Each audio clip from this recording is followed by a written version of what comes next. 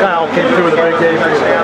What was the difference for you? Just felt comfortable or what? Well, I think he's been playing some of his best ball lately. You look back at that Boston College game, that's probably where he really growed up the most and learned, hey, look, for us to be successful, I've got to play really efficient, make some plays. And today he was lights out, had a great day, and you know, the guy's just he's growing up. You know, he's just a second-year player.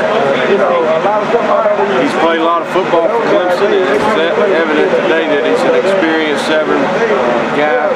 He's a great guy to coach. It's like having a coach on the field. So I'm proud of him and the way he responded today. Huge play. Huge play. And looking back at the game, that's probably the play of the game. KP, we had called that play earlier in the 2-minute drive, and Kyle had seen something in coverage and took advantage of it. Ryan went up, made a play, and that was a huge deal in terms of the momentum of the game and the way the game had went in the first half. Different Jamie in the second half than he did in the first half?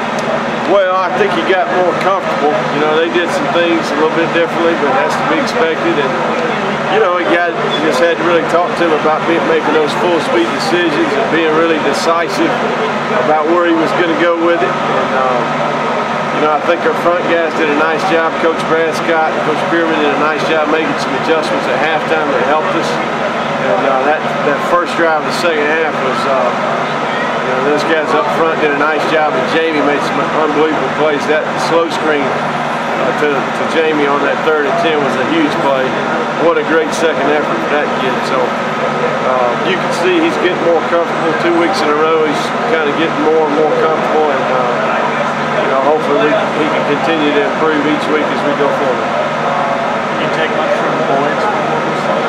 Yeah, I mean, I think it's great that the guy gets to go play some and make some mistakes and do some things well, and just really get out there and kind of get a feel for what it's like to play successive plays. And we've been wanting to do that the whole year. It's not been that kind of year. We've been, you know, it's been on every play. It seems like every game. So today was a huge step forward in terms of his development, and I know he's smiling big and all that, but he also, that's part of the process, living and learning. And he'd be the first to tell you he did a lot of things good, but he made some bad decisions as well. But he's gonna learn every time he goes out there, and that's what games like today are for. How important was it to play on the road to get that experience with the crowd? Yeah, I think so. You know, just overall, any playing time for him, given the type of season we've had, is critical. And, you know, we put him in there a little bit earlier, and I thought he did a nice job managing it.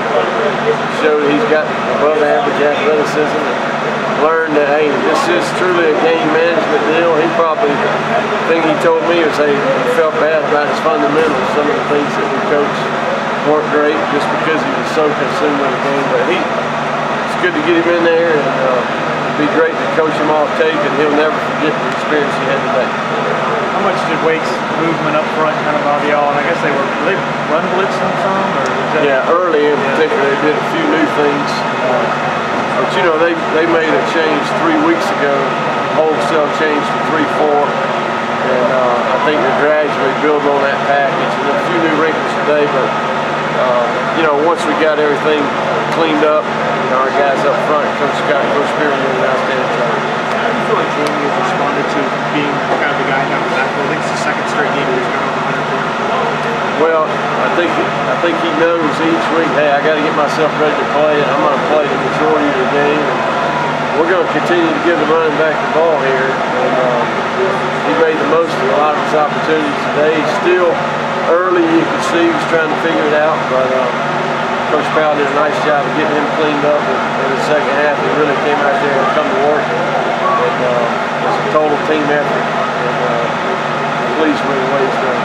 How much optimism do you have that you get Ellington back this next week? I think it's going to be a decision made early in the week. A lot of it has to do with how he feels about it. You know, we felt like maybe we'd get one more game out of him, but I don't know that that's going to happen. I think Coach Sweeney, most of the time I let him comment on the injuries, but Andre definitely has made some progress. How close he is to playing, I'm not sure.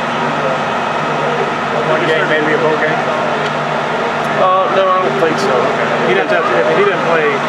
Yeah, we're going to get him. I think so. We're going to get him to start looking forward to the next season.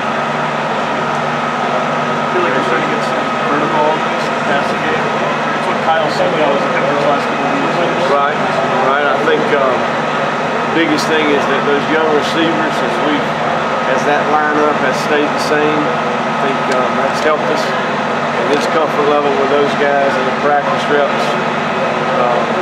Bryce obviously was out today. I thought Marquand Jones, last couple of weeks, he's really showed that he's a fourth-year player. He's a veteran, and he's did some good things. So there's no question that makes us a better team when we can do that. We'll try to do that as we move forward. Why so many short, lateral, flares, little dump offs? How come so much?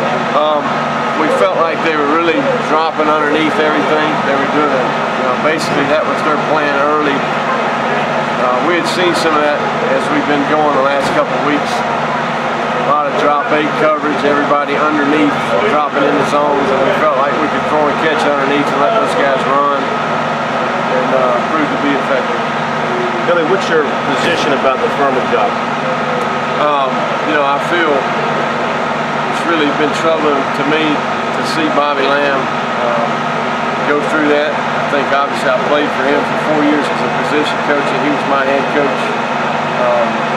The guy's been on that campus for 29 years, as a player, as an assistant, and as a head coach. And I just feel for him and his family and what all goes into that. There's nobody that's worked harder than Bobby Lamb for that program and that university. And really, that's all I'm worried about is making sure that he's treated the right way and he gets his respect. And obviously, got a lot of respect for him as a person and as a football coach. So that staff and him and those families, that's really all that I'm worried about right now is that they're being treated the right way. I'm going to call them tonight. Obviously, they played today. If Furman called, would you talk to them? Say that again? Would you talk to Furman if they called?